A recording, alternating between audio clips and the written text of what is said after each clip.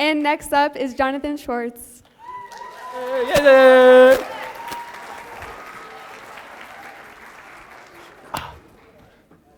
How we doing?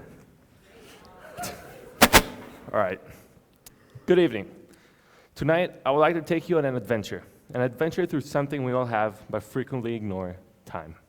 Time is a mysterious and intangible power that influences our lives in ways we might not fully comprehend. I want you to reflect deeply on this question: how frequently do you pause and genuinely value time?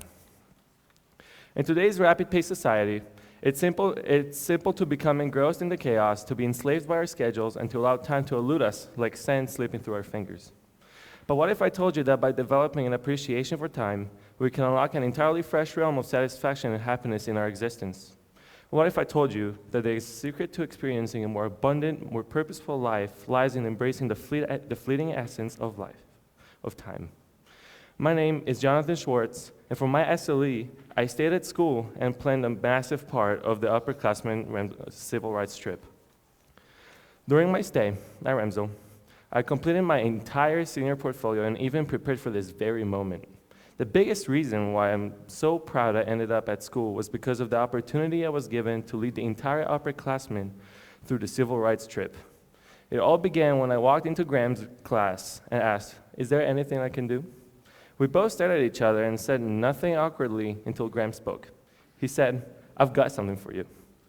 Graham then introduced me to the trip's timeline and added, "You see this day? You're in charge of it." At first, I was convinced this was a total joke, but then I looked into his eyes for a few more seconds and realized that he was serious.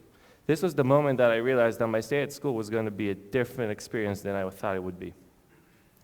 For the rest of the week, I spent countless hours researching, doing, and even outside of school, about the history behind Camp Amachi, which was a concentration camp for Japanese Americans during the war.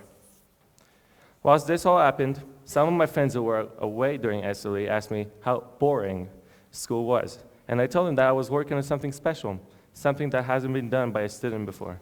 After many hours of research, I had about 6 whole pages about the location ready and memorized for the day, including the map of the entire camp. When the day arrived, I was full of excitement. Just a few knew that I was going to be the tour guide for the day. When we arrived at the camp, I knew it was my time to shine. I was prepped and ready. At every stop, everybody circled around me as I explained what life was like in the camp and what certain buildings were. As a leader would, every location I talked about, I received great feedback from my peers. I was so proud of this moment that I even wrote an entire essay about this for the Remsel newsletter. This experience truly taught me that everyone is capable of doing difficult things and learning if they try hard enough. Instead of just sitting at school for 8 hours and doing nothing, I made the best out of the opportunity and developed greatly within just a small period. So, how can we learn to appreciate time in our own lives? To appreciate time, we must practice mindfulness. By being fully present and aware, we can truly experience the beauty of each moment. Rather than getting caught up in the past or future and always worrying about things at the wrong time, we can focus on the present and all it has to offer. As a great example, people at Camp Amachi were mindful and aware, which gave them the name the Loyal Camp, due to their mindfulness and awareness of their situation, which ultimately improved their lives and led to 0 violent deaths in the history of the camp.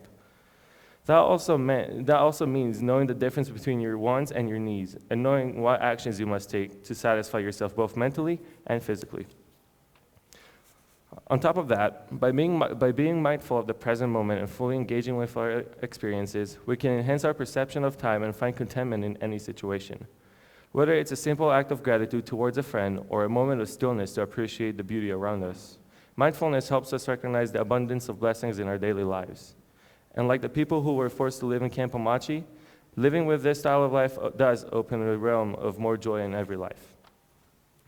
People who don't go on an SLE never get this opportunity to come up on this stage in front of a crowd and talk. Some people who did get an SLE wish they were never here. But I just felt like this is something that everyone needs to hear. With that, I strongly urge every single person in this room to reflect on their relationship with time. Be more mindful and aware of time and the present like the people of Camp Amachi. Because after all, the present is called the present because it is a gift. So when you live here today, ask yourself, how much do you value your own time? Thank you.